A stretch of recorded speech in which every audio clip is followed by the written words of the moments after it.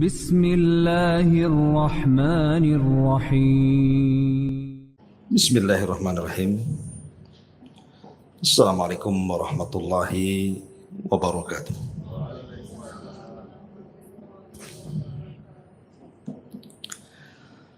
Alhamdulillah wassalatu wassalamu ala rasulillah wa ala alihi wa sahbihi wa mawalah wa la hawla wa la quwata illa billahi wa ba'du. Alhamdulillah, segala puja dan puji hanya milik Allah subhanahu wa ta'ala. Salawat dan juga salam kita hadiahkan kepada Rasul kita Nabi besar Muhammad sallallahu alaihi wa ala alihi wasallam. Pembahasan di siang hari ini, karena memang suasana juga masih bulan Muharram dan juga permintaan sahibul bait, kita akan membahas seputar bulan Muharram, apa saja keistimewaannya dan apa saja hal-hal yang tidak boleh dilakukan di dalamnya. Hadirin dan hadirat yang dimuliakan Allah subhanahu wa ta'ala, sebenarnya pembahasan ini sering dibahas, bahkan oleh sebagian ustadz-ustadz yang lain juga mungkin sering dibahas. Tetapi nggak apa-apa, kita murojaah supaya lebih menyegarkan ingatan kita tentang bulan Muharram. Ma'asyiral muslimin yang dimuliakan Allah subhanahu wa ta'ala, kalau di masyarakat umumnya bulan Muharram ini, bulan Muharram itu diidentikan dengan bulan yang disebut dengan bulan keramat ataupun bulan sial, itu ya. Itu umum di masyarakat. Saya masih kecil pun menganggap seperti itu. Sampai-sampai sebagian orang-orang tua di zaman itu, atau di zaman dulu, termasuk nenek-nenek saya juga dulu tuh, saya masih ingat itu, suka merendam keris. Awalnya tidak tahu alasannya, kenapa kok kalau sudah bulan Muharram itu kok keris-keris itu direndam gitu ya. Rupanya belakangan paham bahwa apa yang mereka lakukan itu katanya untuk membuang sial. Jadi supaya jangan tersentuh dengan kesialan, maka pusaka-pusaka tua-tua itu harus direndam. Padahal kita bingung juga gitu ya. Apa hubung kait keris direndam dengan sial? Kan sebenarnya nggak ada hubungan tuh. Tapi itulah kepercayaan gitu ya. Bahkan di sebagian tempat saya masih ingat waktu saya berdakwah sama Ustaz Soleh kalau tidak salah. Ketika itu di salah satu pulau di dekat Moro sana. Jadi saya masuk dengan beliau itu, kok sepi kampung itu, nggak ada orang. Pada siang-siang tuh, satu pun nggak ada orang. Rupanya mereka nggak berani keluar rumah. Jadi cobalah kita bertanya sama orang yang ada di situ, kenapa kok kampung itu sepi? Rupanya mereka menganggap bahwa kalau seandainya mereka keluar rumah, mereka akan tersentuh kesialan. Karena mereka sedang memberi makan jin katanya. Ngasih sesajen kepada jin. Jadi coba waktu itu saya dengan Ustaz Soleh itu melanjutkan perjalanan sampai ke kebun durian. Rupanya manusia itu kumpul semua di kebun. Saya pikir waktu itu karena lagi panen durian kan. Oh mungkin semua orang di kebun. Rupanya orang-orang yang di kebun itu tidak berani pulang. Dan orang yang di rumah tak berani ke kebun. Jadi yang sudah di kebun tidak bisa pulang dia. Karena kalau pulang itu takut disambet atau apa gitu ya sama jin. Sehingga mereka menunggu beberapa hari di kebun baru pulang. Dan waktu itu memang di bulan Muharram peristiwanya kan. Jadi sebagian orang-orang pulau itu mereka ngasih sesajen untuk ngasih makan jin gitu. Alasannya seperti itu. Bahkan ketika itu saya melihat anak-anak pakai gelang dari benang warna kuning. Jadi saya bertanya lah, berdialog dengan orang kampung situ, kenapa anak-anak sini kok hampir semua pakai gelang? Mau ada anak-anak yang bayi atau yang agak gede itu ada gelangnya, entah di leher, entah di tangan, entah di kaki. Jadi coba saya tanya, kenapa kok, untuk apa gelang itu ya? Orang biasa gelang itu kan pakai emas atau perak atau besi, ini gelang pakai benang gitu ya, benang warna kuning. Rupanya keyakinan mereka bahwa benang itu diambil dari kuburan yang dikeramatkan. Sehingga bayi yang lahir itu harus dibawa ke kuburan itu, kemudian dipotongkan benang, kemudian dikalungkan entah di kaki, di tangan, di leher, supaya anak-anak itu jauh dari penyakit. Jadi benang itu jadikan tolak bala. Coba bayangkan ya. Sampai keyakinan seperti itu. Padahal kalau kita beli obat di apotek saja cari benang susah kan gitu ya. Kecuali tukang jahit, nah itulah baru dapat benang. Tapi itulah keyakinan menjadikan sebab yang bukan sebab kan orang-orang itu. Bahkan setiap tahun kalau kita lihat di Jawa Tengah ya, kalau tidak salah ya, yang sapi bule itu Jawa Tengah ya, sapi bule ya. Iya. Itu namanya Pak Selamat pula tuh. Iya. Iya. Iya, saya kira Pak Selamat itu orang gitu ya. Rupanya sapi bule gitu ya. Sapi karena warnanya putih disebut bule. Rupanya kalah sapi tempatan dengan sapi bule. Jadi itu kalau setiap tanggal 10 Muharram ya Asyura itu dikeluarkan. Saya coba lihat browsing di YouTube, baca-baca gitu ya. Subhanallah ya, sampai kalau sapi itu dikeluarkan, itu warga sekitar itu memuliakan luar biasa sapi itu. Jadi mereka berdesak-desakan ingin mengusapnya, kemudian kalau sudah kena tuh di badan sapi itu diusap-usapkan ke badannya.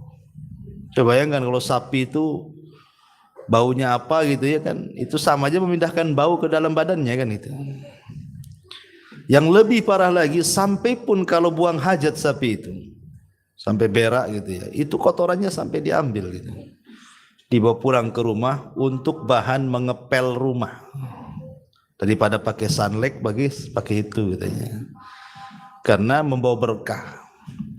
Nah ini kan terjadi negeri kita seperti ini. Bagaimana mungkin kemudian seekor sapi dikeramatkan gitu ya? Kalau yang melakukannya bukan orang Islam, silakum dinukum waliyadin, ya kita tidak mungkin angkat bicara. Boleh jadi itu keyakinan mereka, seperti orang Hindu, Buddha punya tradisi, kita tidak mungkin mengusik ya, karena masing-masing agama itu punya keyakinan.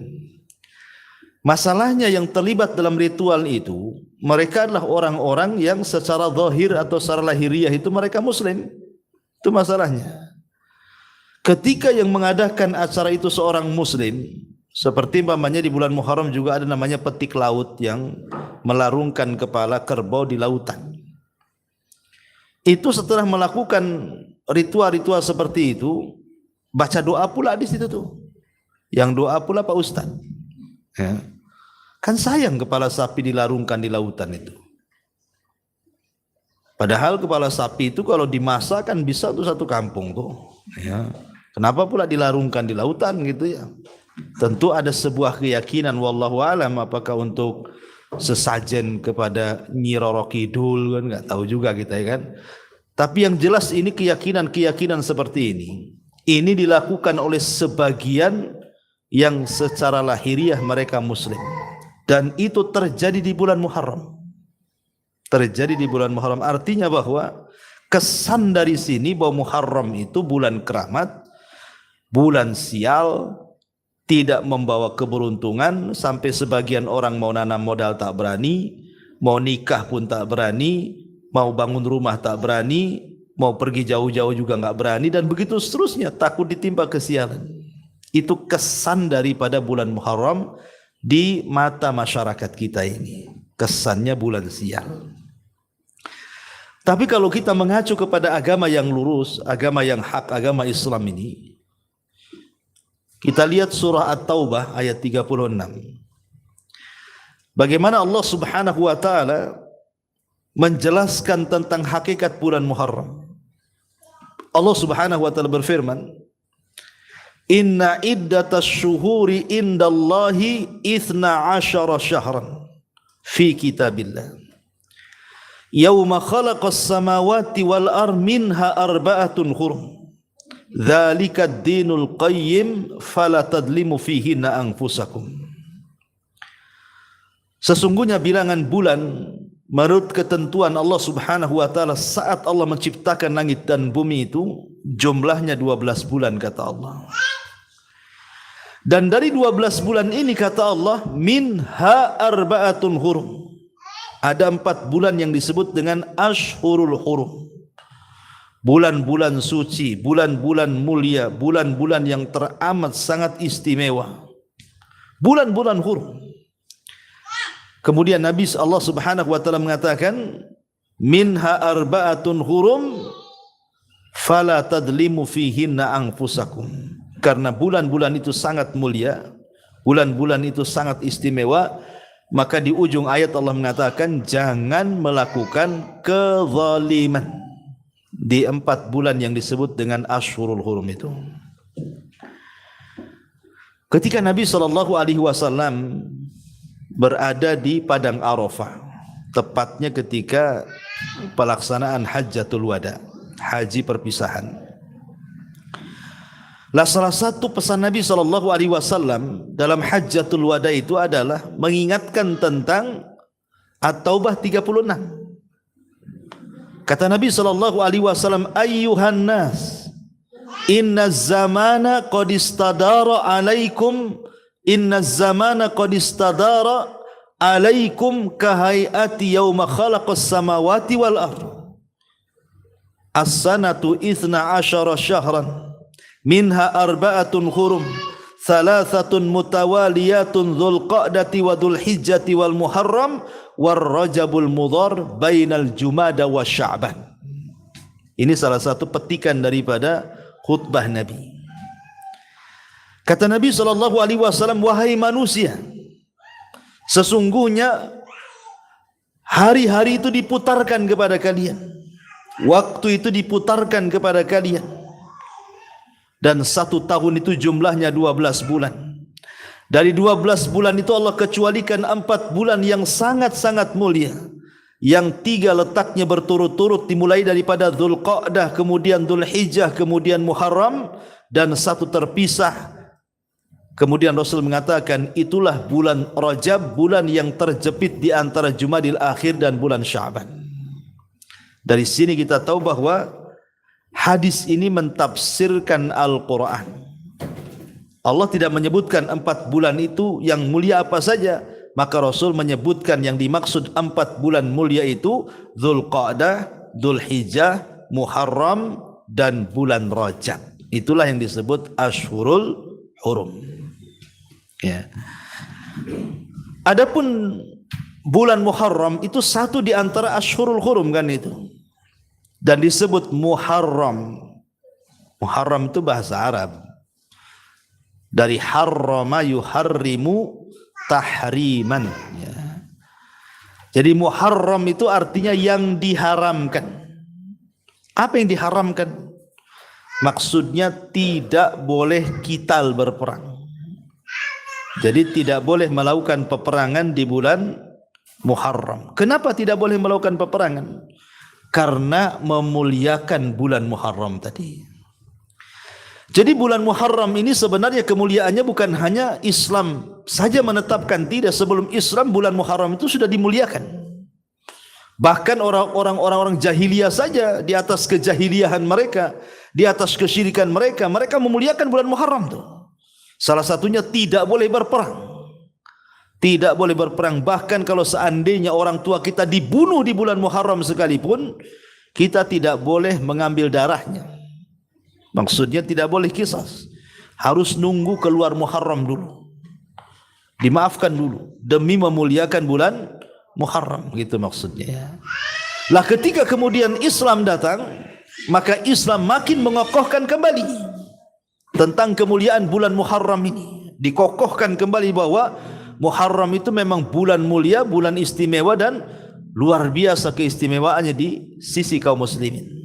Jadi dari sini kita tahu bahwa Muharram itu bukan bulan sial. Muharram itu bukan bulan yang membawa kesialan, tidak, tapi justru Muharram itu adalah bulan yang membawa keistimewaan. Di sini berbalik pemahaman antara Islam dengan tradisi, ya.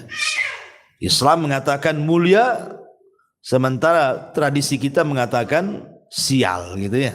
Maka ini berbanding terbalik, ya. Taib. Yang kita sayangkan adalah bulan yang teramat sangat mulia ini ada dua peristiwa besar yang kemudian saling berlainan arah, yang satu ke timur, yang satu ke barat, gitu ya. Acara ritual pertama yang dilakukan orang-orang Syiah. Syiah itu kalau datang bulan Muharram, mereka mengadakan ritual ulang tahun kesedihan, ya. Jadi orang Syiah itu kalau datang bulan Muharram sedih banget tuh. Mereka sangat sedih dan menyayat hati, gitu ya, sampai kesedihan mereka itu menjadikan mereka memukul-mukul badan-badan mereka dengan besi-besi, dengan pedang-pedang, dengan rantai-rantai, bahkan anak kecil aja diketuk kepalanya biar keluar darah itu. Kenapa mereka membuat ritual ulang tahun kesedihan coba?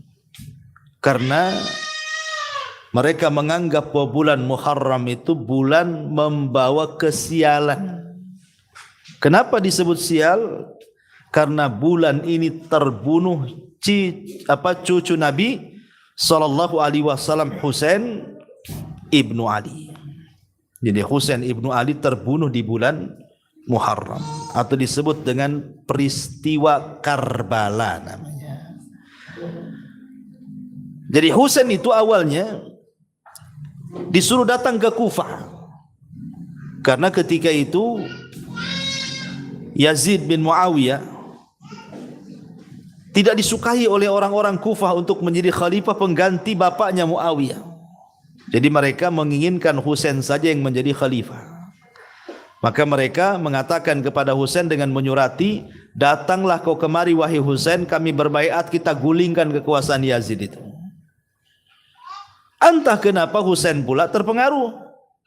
Berangkatlah Husain dari Madinah atau dari Mekah ketika musim haji, padahal sahabat banyak yang ngasih nasihat jangan pergi karena itu Kufah itu umat yang gudur, umat pembangkang dan umat pengkhianat, kau akan dikhianati nanti. Tapi takdir Allah sudah berjalan kepada Husain, memang dia harus meninggal di situ. Akhirnya berangkat Husain dengan semua keluarga Nabi. Ketika sampai saja di sebuah tempat namanya Karbala, Husain bertanya, ini tempat apa ini? Maka orang-orang mengatakan Karbala. Maka Husain mengatakan karbun wabala. Karbun wabala. Karbun itu kesedihan, bala itu ya bencana. Berarti bencana yang membawa kesedihan, gitu ya. Nama tempatnya saja begitu. Kata Husain karbun wabala, katanya. Di tempat inilah Husain dibantai. Di Karbala, di Irak sana. Lah kematian Husain ini menyisakan kesedihan kepada orang-orang Syiah. Kenapa? Karena yang ngundang mereka itu orang-orang Syiah masalahnya. Syiah di zaman itu artinya Syiah yang memiliki loyalitas kepada keluarga Ali radhiyallahu anhu. Mereka yang mengundang, sebagian mereka pula yang membantai. Itulah yang kemudian menjadi penyesalan orang-orang yang mengirim surat kepada Husain agar datang ke Kufah, yang selepas kemudian beberapa tahun setelahnya mereka membuat pasukan yang disebut dengan pasukan Tawabin namanya. Pasukan orang-orang yang menyesal dan bertobat, akhirnya ingin membalas darah Husain dengan membantai siapapun yang terlibat dalam pembunuhannya. Sehingga kemudian dari peristiwa inilah menyisakan keperitan dan kesedihan orang-orang Syiah apabila datang di 10 Muharram, maka mereka akan terkenang bagaimana Husain disiksa, dibantai, bahkan kepalanya dipenggal, jasadnya dipisahkan dari badannya. Ada yang mengatakan kepalanya dikubur di Mesir, ada yang mengatakan di Syam, ada yang mengatakan di Madinah. Walaupun pendapat yang kuat menurut Ibnu Taimiyah bahwa kepala Husain itu dibawa ke Madinah dan dikubur di Madinah. Wallahu a'lam. Tapi lihat bagaimana orang-orang Syiah apabila datang bulan Muharram mengenang kematian Husain itu sampai memukul-mukul, menangis-nangis, meraung-raung. Anda bisa lihat di YouTube lah tuh. Darah mereka keluar dari badan-badan mereka sampai bayi diketuk tuh biar keluar darah tuh. Biar bayi itu merasakan bagaimana Husain dipenggal kepalanya katanya. Lah kan ajaran-ajaran seperti ini bukan ajaran Islam. Karena Rasul yang mengatakan laisa minna man darabal hudud wa syaqqal juyub wada'a bidakwal jahiliyah. Kata Rasul, bukan termasuk umatku saat ada orang yang meninggal dia memukul-mukul pipi, dia merobek-robek pakaian atau berteriak-teriak ala jahiliyah, kata Rasul. Sekarang apa yang dilakukan orang Syiah? Mereka memukul-mukul bukan dengan tangan, dengan pisau, dengan pedang, dengan besi, dengan rantai lagi, coba ingat. Sambil menangis-nangis sampai histeris, sampai ada yang enggak sadar itu. Sampai guling-guling, Masya Allah itu. Ya. Padahal laki-laki itu bukan perempuan tuh. Itu mereka menganggap bahwa itu bagian daripada ritual syar'i menurut orang-orang Syiah apabila datang di tanggal 10 Muharram itu. Ini satu sisi ya, ada ritual ulang tahun kesedihan namanya, tapi melampaui batas ulang tahunnya. Sisi yang kedua terbalik pula. Ada umat itu yang justru ketika tanggal 10 Muharram merayakan kematian Husain, malah senang. Senang pula Husain mati itu. Ya, mereka yang disebut dengan kelompok Nawasib namanya. Kelompok Nasibah. Atau mungkin lebih dikenal dengan Khawarij. Kelompok Nasibah ini. Mereka kalau datang bulan Muharram di tanggal 10 makan-makan mereka. Enggak ada sedih-sedih raut-raut tuh. Malah mereka ketawa-ketiwi, masak-masak, makan-makan, yang penting kenyang. Itu acara masak-masak, makan-makan tuh. Itulah orang-orang Nawasib itu. Karena mereka merasa, karena kan mereka pembenci keluarga Nabi. Jadi ketika Husain meninggal, senang, karena senangnya makan-makan. Ya, jadi luar biasa tuh. Ini kita yang mana nih? Yang makan-makan atau yang sedih nih? Kalau di Jawa ada namanya bubur suro tuh. Datang bulan Muharram makan bubur suro kan gitu ya. Jangan pula yang makan bubur suro itu ke yang kedua pula kan. Jadi ada orang-orang ini yang justru senang kematian Husain itu akhirnya yaitu buat pesta, makan-makan, masak-masak, itu seperti itu. Orang-orang Nawasib itu. Jadi satu sisi merayakan ulang tahun kesedihan, sisi lain pula merayakan ulang tahun kebahagiaan. Karena satu kematian Husain ibn Ali ini sama-sama di satu waktu tuh, di tanggal 10 Muharram tuh. Maka kita tidak boleh mengikut ke kiri ataupun ke kanan. Kita harus tengah-tengah.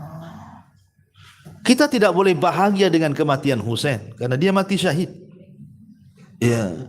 Dan kita pula tidak boleh melampau dalam kesedihan sehingga harus memukul-mukul badan kan gitu. Cukuplah kita istirja inna lillah wa inna ilaihi rajiun. Karena kita adalah ummatan wasata. Kita ini umat tengah-tengah. Kita tidak hulu dan tidak taksir. Kita tidak berlebihan dan tidak meremehkan. Nah, kita tengah-tengah. Tidak hulu seperti orang-orang Syiah yang mereka sampai memukul-mukul badan, tidak pula meremehkan seperti orang-orang Nawasib yang mereka malah makan-makan pula di tanggal 10 Muharram itu. Kita tengah-tengah, kita tidak gulu, kita tidak meremehkan. Ya. Itulah posisi bulan Muharram menurut kacamata dua kelompok Syiah dan juga Khawarij atau Nasibah. Lah ahli sunnah tidak ikut-ikut dalam masalah ini. Ahli sunnah tetap menganggap bulan Muharram itu bulan mulia, dan bulan Muharram itu adalah satu di antara bulan dari 12 bulan yang Allah Subhanahu wa taala ciptakan, dan dia satu di antara 4 bulan hurum yang kita harus muliakan, dan dalam penanggalan dia adalah bulan pertama dalam penanggalan Islam. Bulan pertama itu maksudnya dalam tahun baru, itulah bulan Muharram itu, bulan pertama. Muharram, kemudian habis Muharram apa? Habis Muharram apa?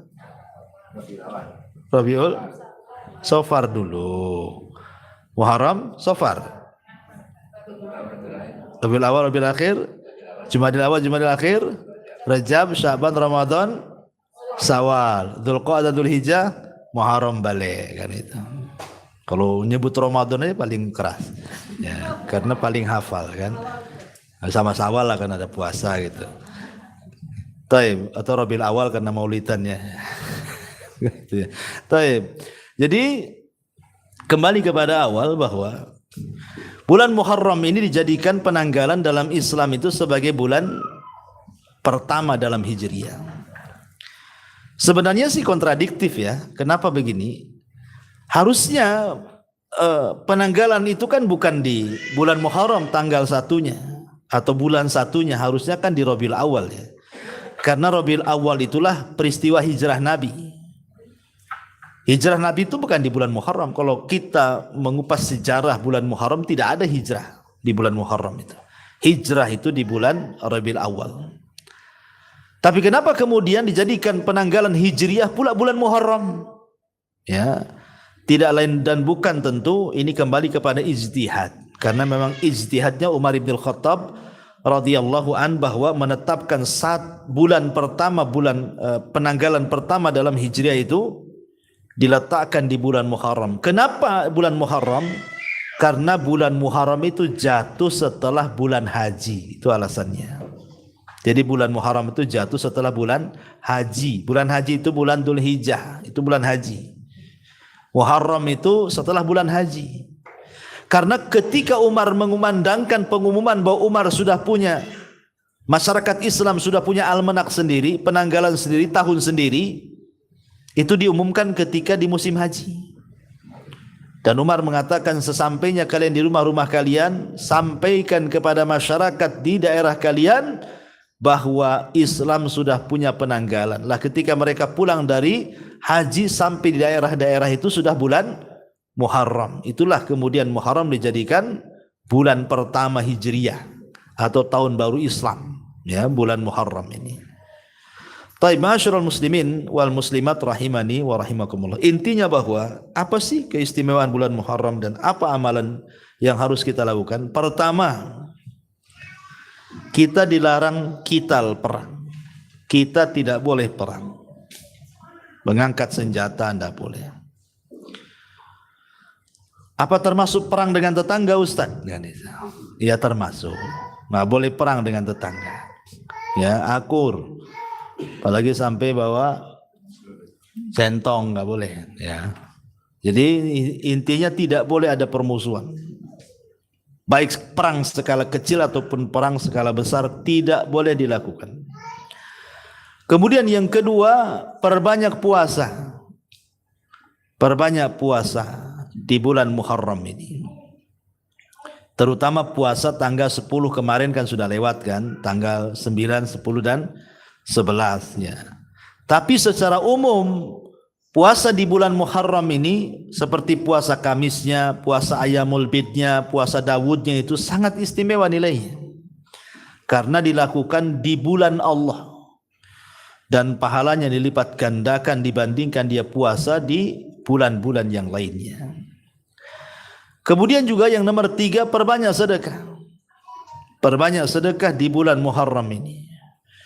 Makanya para ulama salaf mencontohkan di bulan Muharram itu mereka banyak bersedekah. Karena kita tahu bahwa sedekah juga bagian daripada ibadah mulia, dan siapa yang melakukan sedekah di bulan Muharram maka pahala sedekahnya akan dilipat gandakan bila dia mau bersedekah di bulan Muharram. Apalagi Muharram itu sudah akhir daripada Ashhurul Hurum. Karena habis bulan Muharram itu sudah tidak lagi Ashhurul Hurum, tidak ada lagi. Karena Ashhurul Hurum itu kan dimulai dari Dzulqa'dah, Dzulhijjah, Muharram. Habis Muharram sudah enggak ada. Jadi ini kesempatan terakhir kalau ingin beramal soleh itu sekarang ini kesempatan terakhir ini. Sebab kalau tidak ya nunggu tahun depan lagi kalau ketemu, ya kalau usia kita sampai, kalau tidak kan itu. Maka juga ini amalan yang ketiga, berperbanyak sedekah. Kemudian juga bersilaturahim. Ya, bersilaturahim itu sangat dianjurkan di bulan Muharram. Ya. Termasuk juga perbanyak ibadah-ibadah sunnah yang lainnya seperti sholat, qiyamul lail, dan yang semacamnya. Karena Imam Qatadah rahimahullahu ta'ala ketika memberikan catatan di tafsir Ibnu Katsir, ketika memberikan catatan At-Taubah 36, beliau mengatakan, maka sesiapa yang beramal saleh di bulan-bulan hurum, maka pahalanya akan dilipat gandakan di hadapan Allah Azza wa Jalla. Adapun hal-hal yang tidak boleh dilakukan berdasarkan umumnya At-Taubah 36 tadi, subhanallah, Allah Subhanahu wa taala tidak mengatakan jangan kalian berzina, jangan kalian minum khamar, jangan kalian berjudi, jangan kalian membunuh, jangan kalian ini dan itu, tidak. Tapi Allah Subhanahu wa taala mengumumkan bahasanya dengan mengatakan fala tadlimu fihinna anfusakum, jangan berbuat kezaliman. Artinya ketika Allah mengatakan jangan berbuat kezaliman, berarti mencakup kepada 3 kezaliman. Ya, ketika Allah mengatakan jangan kalian berlaku zalim di bulan Muharram dan bulan-bulan hurum yang lainnya, berarti kezaliman, larangan kezaliman di bulan Muharram itu mencakup kepada 3 kezaliman. Pertama, zalim kepada diri sendiri, yang kedua zalim kepada Allah Azza wa Jal, dan yang ketiga zalim kepada sesama kita. Atau dengan bahasa lain, ada zalim yang tidak akan diampuni dosanya, ada zalim yang akan diampuni dosanya, dan ada kezaliman itu yang ditangguhkan ampunannya. Kalau zalim tidak akan diampuni oleh Allah Azza wa Jal, itulah kesyirikan. Adapun zalim yang akan diampuni itulah kezaliman antara dia dengan Allah Azza wa Jal. Adapun zalim yang ditangguhkan ampunannya, itulah zalim kepada sesama hamba. Walaupun kita sudah minta maaf, minta ampun kepada Allah, kalau orang yang dizalimi tidak memaafkan kita, berarti ditangguhkan ampunannya. Ini yang paling bahaya, yang terakhir nih. Ya, kalau zalim kepada Allah, kita bersimpuh di hadapan Allah, bertobat, istighfar, minta ampun, betul-betul menyesal, insyaallah Allah ampuni. Tapi masalahnya ketika zalim kita ini diberikan kepada sesama hamba, Allah tidak lantas mengampuni sampai orang yang kita zalimi mengikhlaskan kezaliman kita. Itu masalahnya. Maka Allah mengatakan di sini, fala tadlimu fihinna anfusakum. Janganlah kalian berlaku zalim di bulan Muharram ini dan bulan-bulan hurum yang lainnya. Dan kezaliman yang paling besar apa? Kesyirikan. Justru ini pula lah yang kemudian mendominasi keyakinan di negeri kita soal bulan Muharram. Padahal yang pertama kali dilarang dalam Islam itu jangan melakukan kezaliman. Dan kezaliman yang paling zalim adalah kesyirikan. Ini pula yang menyebar di masyarakat, sehingga kemudian bulan Muharram dikambing hitamkan dan dikatakan bulan sial, bulan keramat, bulan ini, bulan itu, macam-macam. Nah, gitu ya. Lah ini kan jelas bertentangan. Dan keyakinan-keyakinan seperti yang ada di masyarakat ini sebenarnya keyakinan-keyakinan yang sangat menyimpang dalam Islam gitu ya. Taib. Itu kezaliman yang paling besar lah menyangkut kesyirikan. Tapi alhamdulillah lah kalau sekarang kapan-kapan saya pulang ke kampung itu udah jarang lah orang ngerendam keris ya. Keris pun udah hilang mungkin ya, udah bekarat juga kan. Udah dilondrikan ya. Sudah nggak lagi, udah nggak ada lagi orang peredam keris. Tak tahu ya kalau di desa yang jauh, kalau di tempat saya alhamdulillah. Mungkin karena sudah ganti kerisnya ke handphone, saya tak tahu kan. Jadi orang sibuk main handphone aja kan. lupa sama keris jadi. Nah, mungkin juga itu kan. Karena sudah dulu kan TV, sekarang ke handphone. Jadi lupa segalanya. Jadi kalau dulu dewanya keris, sekarang dewanya handphone. Jadi beda. Tuhannya ada beda. Ya, dulu Tuhannya keris, sekarang Tuhannya handphone. Lebih bahaya pula handphone itu kan. Lebih bahaya kalau keris itu kan sewaktu-waktu aja dimandikan, habis itu disimpan lama, kemudian dibuka. Handphone dah. Kalau handphone hari-hari lah itu di tangan kita. Lebih parah lagi. Nah, dan sekarang pun tidak tahu kalau keyakinan yang Pak Kiai Selamat, saya tidak tahu apa masih ada ritual seperti ini. Masih ada ya? Masih ada. Oh, Masya Allah. Jadi masih ada. Tidak perlu ditonton ya. Kadang-kadang kita penasaran ke sana, pengen lihat. Tidak perlu. Kesyirikan itu tidak perlu dilihat. Sesuatu yang nyata, yang jelas, jangan diperjelas, makin gak jelas nanti. Ya. Cukup di YouTube nengok aja, kita ingkari. Ya, kalau kita tidak bisa mengingkari dengan kekuatan, maka ingkari dengan lisan. Kalau tidak bisa dengan hati. Lah kesyirikan seperti itu sekali lagi, kalau yang melakukan orang non Muslim, ya kita diam sajalah urusan mereka. Tapi masalahnya ketika dilakukan oleh orang Islam, ya kita harus ngomonglah. Bahwa ini bukan ajaran Islam. Ya, apalagi dilakukan di bulan suci, bulan Muharram, kalian sudah melanggar kesucian bulan Muharram. Ini dosanya dilipat gandakan. Ya, jadi inilah larangan pertama di bulan Muharram, jangan melakukan kesyirikan. Kemudian yang kedua, kezaliman sesama hamba. Ya, itu berkaitan dengan ghibah, dengan namimah, dengan mencaci, dengan memaki, mengambil hak orang, menumpahkan darah orang, dan begitu seterusnya. Dan kezaliman jenis ini bahaya. Kezaliman jenis ini bahaya. Karena kezaliman jenis ini akan mengikis semua pahala kita selama di dunia. Makanya ketika Nabi SAW bicara tentang hadis muflis, hadis tentang bangkrutnya umat ini, ketika mereka datang menghadap Allah membawa pahala solat, pahala puasa, pahala zakat, tapi di sisi lain membawa dosa, mencaci, memaki, menggibah, menumpahkan darah dan begitu seterusnya, akhirnya terjadi barter pahala dan dosa. Ketika sudah habis pahalanya dibagikan orang, maka dia harus menanggung dosa orang di punggungnya dan dia tidak ada selamat kecuali harus masuk neraka, naudzubillah. Kemudian yang terakhir, zalim kepada diri sendiri. Ya, zalim kepada diri sendiri dengan tidak menjaga kesehatan.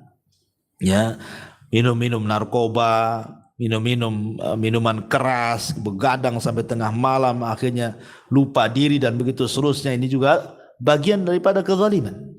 Kalau menghabiskan waktu-waktu ibadah saja itu dilarang dalam Islam. Contoh namanya kisah siapa? Utsman ibn Mad'un radhiyallahu anhu. Atau kisah di zaman Nabi SAW siapa lagi? Abu Dzar. Ya, Abu Darda radhiyallahu an. Itu menghabiskan waktunya hanya untuk sholat malam, kemudian puasa sunnah. Utsman ibn Mad'un dan Abu Darda itu kurang lebih tuh. Jadi malamnya disuntuk dari Isya sampai subuh sholat. Nanti habis subuh sampai sore lagi puasa lagi. Itu disalahkan sama Nabi. Dan mengatakan, hei, badanmu punya hak. Kan itu kata Nabi itu. Allah punya hak, keluarganya pun punya hak. Jadi bagi tiga lah hak itu, kata Rasul. Sepertiga untuk keluarga, sepertiga untuk badan, sepertiga untuk Allah, kan begitu. Ini yang dihabiskan untuk ibadah saja salah. Apalagi yang dihabiskan untuk maksiat gitu ya. Lebih salah lagi. Yang satu hari begadang maksiat kepada Allah Azza wa Jalla, ini loh dihabiskan untuk sholat aja disalahkan sama Nabi. Ya, bahwa badan itu juga ada haknya, keluarga pun punya haknya dan Allah pun punya hak.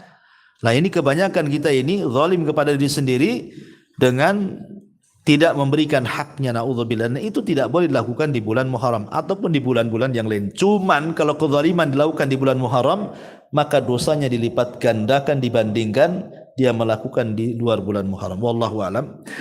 Tapi saya kira ini saja nasihatnya. Silakan sebelum saya tutup kalau ada yang bertanya.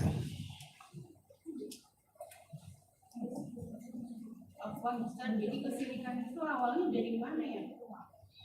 Kesyirikan mana? Ya, itu apa? Kesyirikan. Menyembah Kiai Selamat.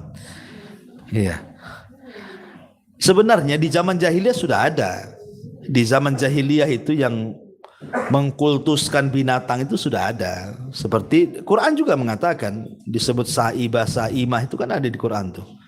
Jadi kalau ada unta melahirkan sampai 5-6 kali itu dan bagus melahirkannya, itu nanti dikeramatkan sama orang Arab jahiliyah itu.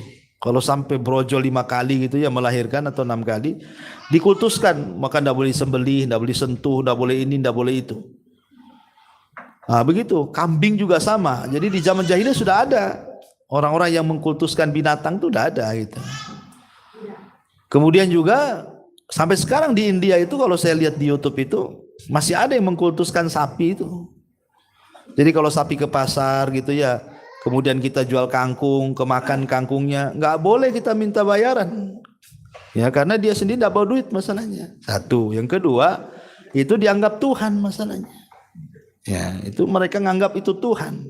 Biarin aja dia makan kangkung. Malah seneng yang penjual tuh kalau bisa habiskanlah kangkungnya Tuhan. Gitu ya. Kalau bisa itu sampai ada. Tapi kan kita berpikir itu agama lain, ya terserah mereka. Kita tidak akan menyinggung, terserah mereka, itu urusan mereka kan. Karena lakum dinukum waliyadin kan. Nah, cuman masalahnya kalau yang punya sapi orang Islam, yang jualnya pun orang Islam, itu yang jadi masalah. Nah, gitu ya. Kok orang Islam mengkultuskan sapi, ya itu masalah nanti. Tapi kalau bukan orang Islam itu serahlah. Nah, itu keyakinan masing-masing. Jadi sudah ada itu pengkultusan seperti itu. Bahkan lebih daripada, jauh daripada itu bukan di zaman jahiliyah saja, di zaman Nabi Musa. Orang yang memutuskan sapi itu sudah ada kan?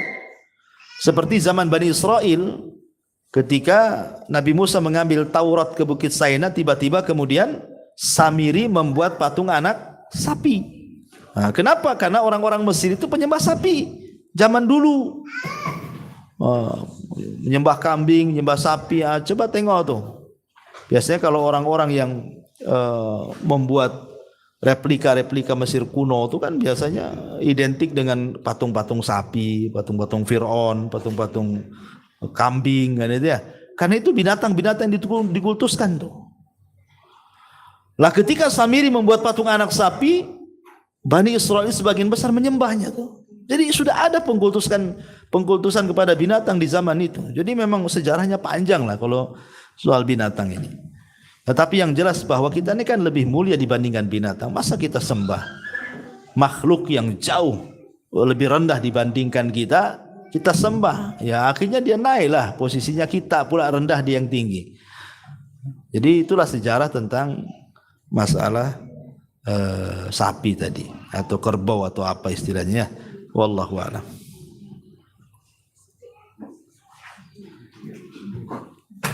Iya, saya kira cukup lah ya. Dah mau 11:30. Afwan, ada yang bertanya. Diizinkan silakan.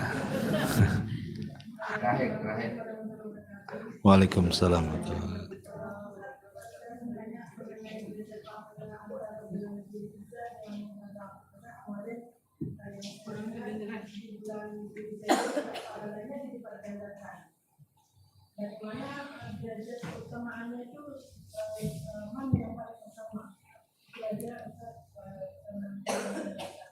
Waalaikumsalam.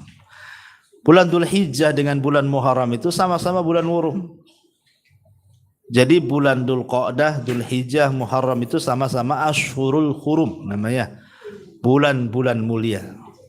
Jadi ada yang sama kemiripan pahalanya secara umum, seperti orang yang beramal soleh dilipat gandakan, yang bermaksiat dilipat gandakan dosanya. Itu secara umum dilakukan di bulan Muharram seperti itu. Tapi ada yang keutamanya secara khusus. Ya, secara khusus masing-masing amalan yang memang dianjurkan di masing-masing bulan.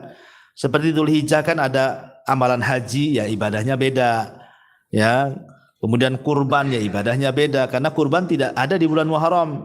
Haji tidak ada di bulan Muharram, yang ada sudah pulang Pak hajinya di bulan Muharram. Ya. Artinya bahwa kalau secara khusus ya ibadah-ibadah khusus seperti di bulan Muharram ya ibadah puasa Asyura, Tasu'a kan itu ya. Tapi ada amalan-amalan yang berserikat, artinya pahalanya secara umum sama karena sama-sama bulan hurum. Seperti tadi ucapan Imam Qatadah, siapa yang melakukan dosa dilipat gandakan, siapa yang beramal soleh dilipat gandakan pahalanya. Ya, seperti itu. Wallahu a'lam. Ah, ah. Rezeki sama ketaatan itu berbanding lurus atau berbanding terbalik, Ustaz? Rezeki, Sama ketaatan. ketaatan. Itu berbanding lurus atau berbanding terbalik? Misalnya orang yang tidak soleh, tidak taat itu rezekinya banyak, atau orang yang taat itu rezekinya sedikit. Jadi memahaminya gimana? Nggak bisa. Banyak orang taat itu kaya. Saya pernah di Yaman itu, di Taiz kalau tidak salah. Itu orang kaya, kaya raya, ya boleh dikata nomor 2 ke nomor 3 di Yaman paling kaya. Punya bank namanya Bank Tadammun di Yaman itu. Itu kaya luar biasa. Tapi dia hafal Quran. Setiap jam 3 keluar, dia punya masjid itu, orang kaya ini.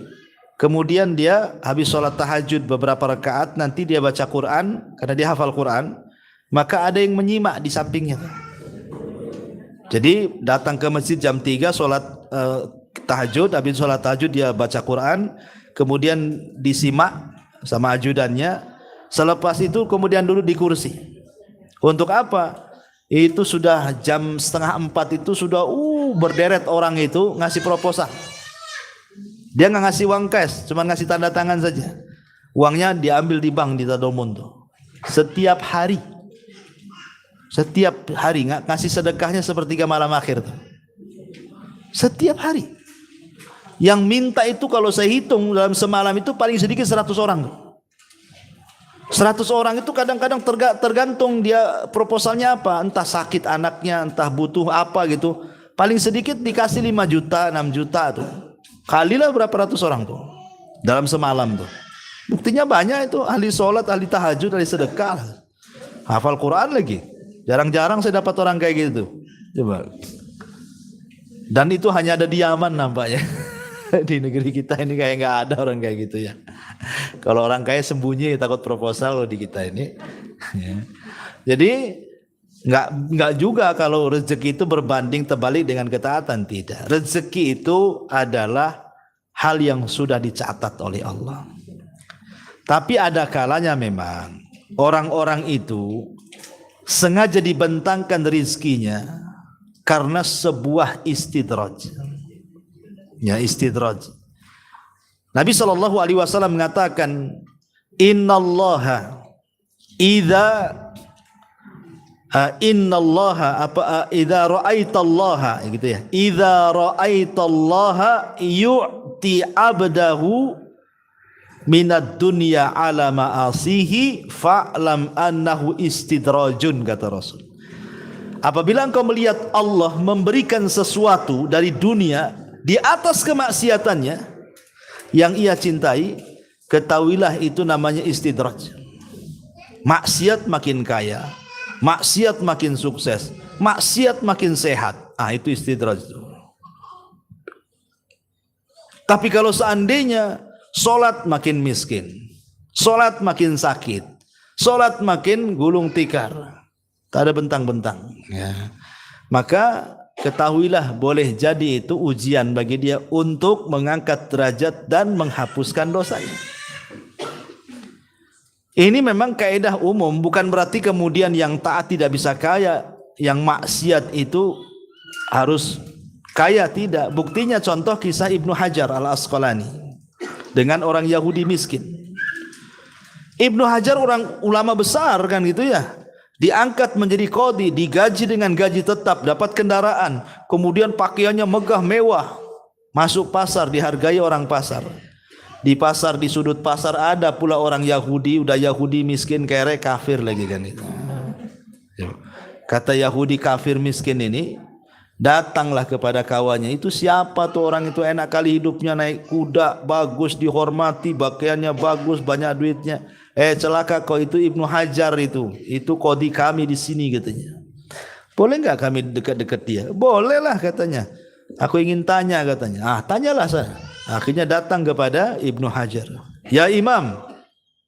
Iya kata Ibnu Hajar. Saya ingin tanya kepadamu. Ya silakan tanya.